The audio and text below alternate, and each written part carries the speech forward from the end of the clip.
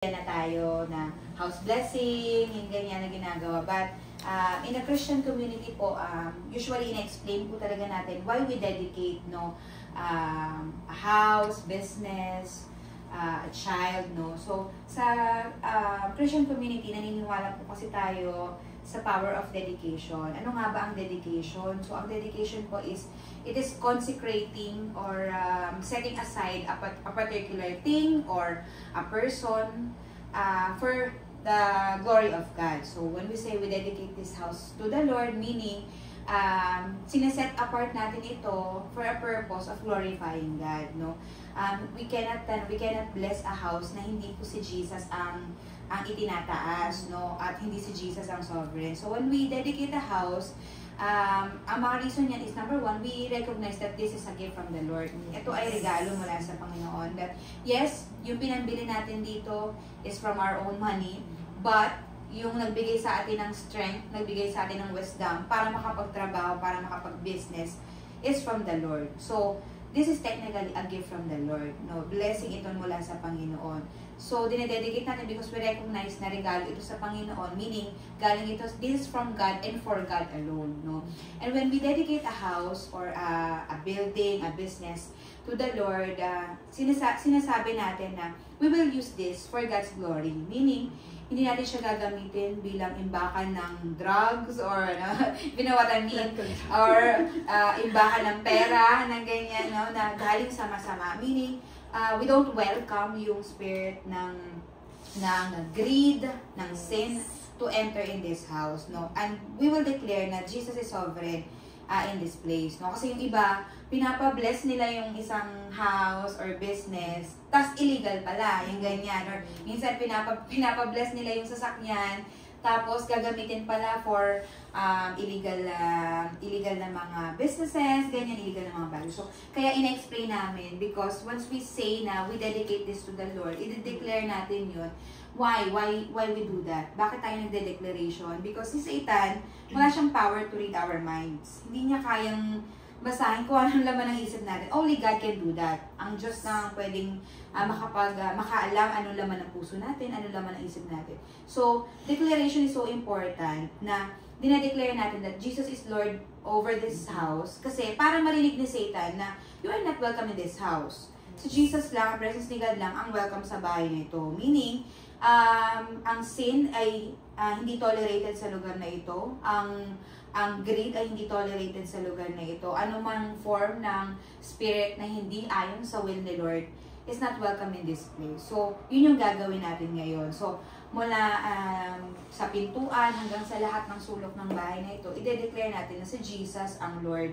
At when we dedicate this, blessing will follow. Kasi ang sabi ng Bible, kung nasa ang presence ni Lord, when you seek first the kingdom of God and His righteousness, all these things will be added unto you. Meaning, yung blessing will flow kapag si Jesus na ang sovereign sa lugar na ito. We cannot ask God to bless a place or a person na hindi siya ang sovereign, hindi siya ang Lord, hindi siya ang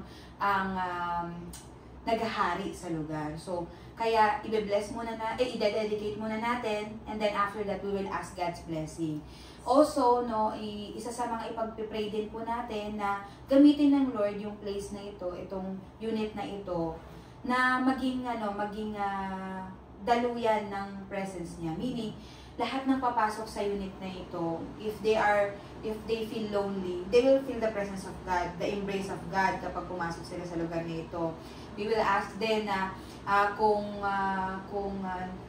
they need wisdom. Pag pumasok sila sa unit na ito, they will feel the presence of God and they will get wisdom. Kasi ang sabi ng Bible, kung nasa ng presence ni Lord, andun ang lahat ng pagpapala. Andun ang wisdom, ang love, ang peace. So, yun ang ipagpipray natin. Na kahit wala pong tao dito, presence ni Lord ang magstay dito. Kasi meron po kasi tayong dalawang realm. Yung physical realm and spiritual realm. So, physically, wala tayong nakikita minsan na ibang tao, wala tayong nakikita na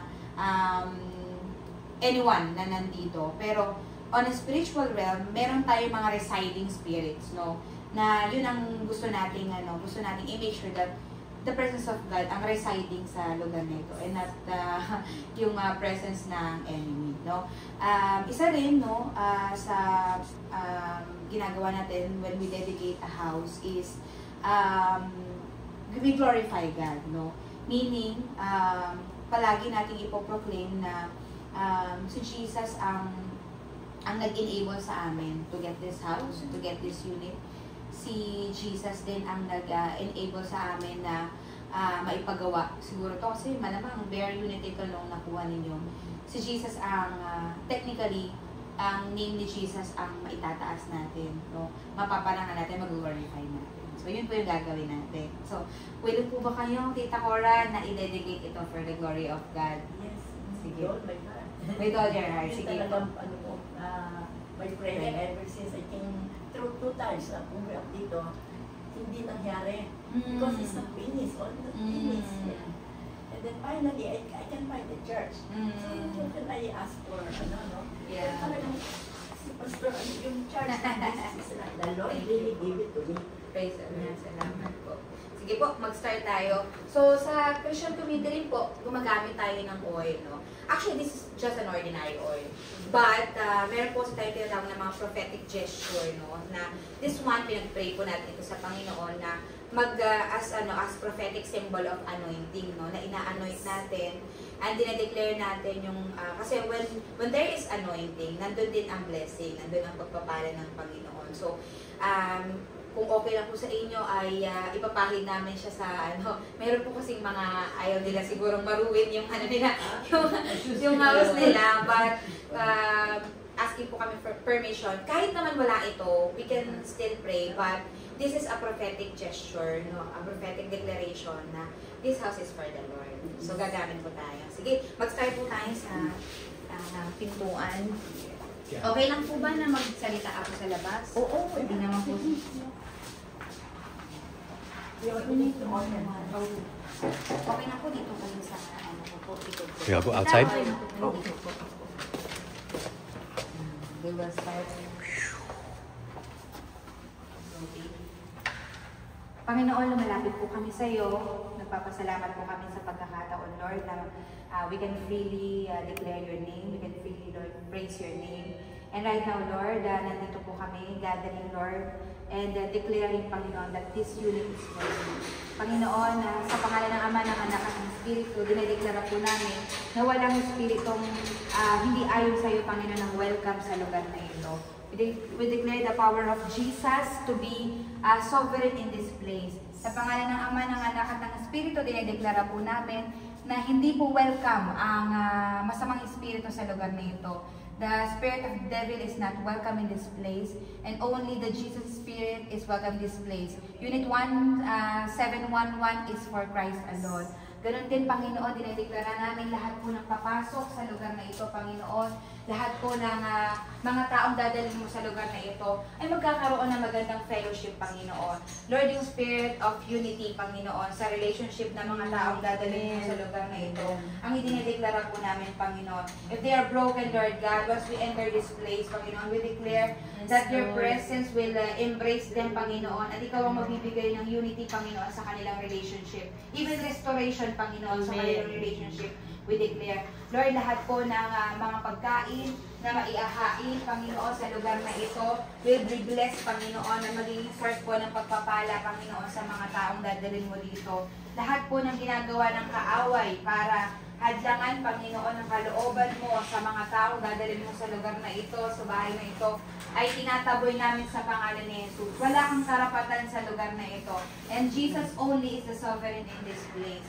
Walang ibang Diyos na itataas sa lugar na ito, kundi ang pangalan ni Jesus lamang. Sa pangalan ng Ama, ng Anak, at ng Espiritu, dinedeklara namin ang Espiritu ng Panginoon na pumasok to reign over this place, Panginoon. Kung ano mga espiritu ng kaaway, Panginoon, na pandaraya, Lord God, na nandito sa lugar na ito, ay tinataboy namin sa pangalan ni Jesus. Wala kang karapatan sa lugar na ito. And we declare that Jesus is Lord over this place. Lord, ganun din, Panginoon, na magbigay ng comfort sa lahat po ng mga taong dadalhin mo sa room na ito, Panginoon, na ikaw po ang magbigay ng kapahingahan, Lord. You rest, Amen. Lord God, that like no other, Panginoon. Rest, Lord God, na nagmumula lamang sa iyo. This is a prophetic declaration, Lord God, na lahat po, Panginoon, ng dadalhin mo at will stay in this room and stay in this place, Lord God, ay makakatanggap ng peace that surpasses all understanding and joy that is unspeakable in Jesus' name. Dinedeklara po namin sa pangalan ng Ama, ng Anak at ng Espiritu, si Jesus, ang Diyos, over this room. Amen. Lord, dinadeklara din po namin, Panginoon, at tinataboy namin lahat ng spirito ng disgrasya at kapahamakan. Sa pangalan ni Jesus, wala kang karapatan sa lugar na ito. This is not a place for suicidal, Panginoon. This is not a place, Lord God, para sa mga pandarayan ng kaaway. But this is a place to glorify your name. In the name of the Father, the Son, and the Holy Spirit, we declare that Jesus is Lord over this room. Panginoon, marami pong salamat dahil naririto ka sa aming kalagitnaan. This place will be a place of joy and peace, Panginoon, sa lahat po ng pamilya na dadalhin mo po sa lugar na ito. At hinahayaan namin, Panginoon, na makapasok ang iyong presensya sa lugar na ito. Every evil spirit, every demon na tinataboy po namin at pinapaalis namin sa lugar na ito. Sa pangalan ng Ama, ng Anak at ng Espiritu, wala kang karapatan sa lugar na ito. And we command you to step out of this place in Jesus' name. Lord, salamat po, Panginoon, sa pagkakataon na maparangalan ka namin, mag-glorify ka namin, Panginoon, sa lugar na ito. Lord, punuin mo po ang lugar na ito, ang tahanan na ito ng pagpupuri at pasasalamat sa iyo.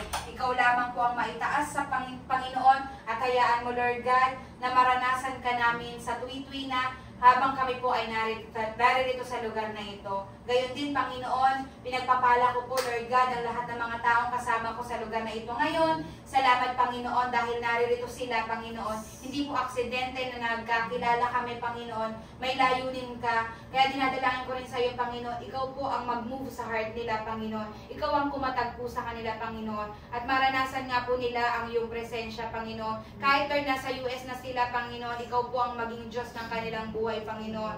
We know, Lord God, sa physical realm, maybe we think na wala na po kaming kailangan, pero alam namin, Lord, may void na kinreate ka sa aming puso na ikaw lamang ang makapag-feel, Panginoon. Only you can satisfy, Lord God. Kaya ang dalangin ko, Panginoon, katagpuin mo sila, Panginoon, ma-encounter ka po nila, Panginoon. At hayaan mo na maranasan nila ang salvation na nagmumula sa iyo.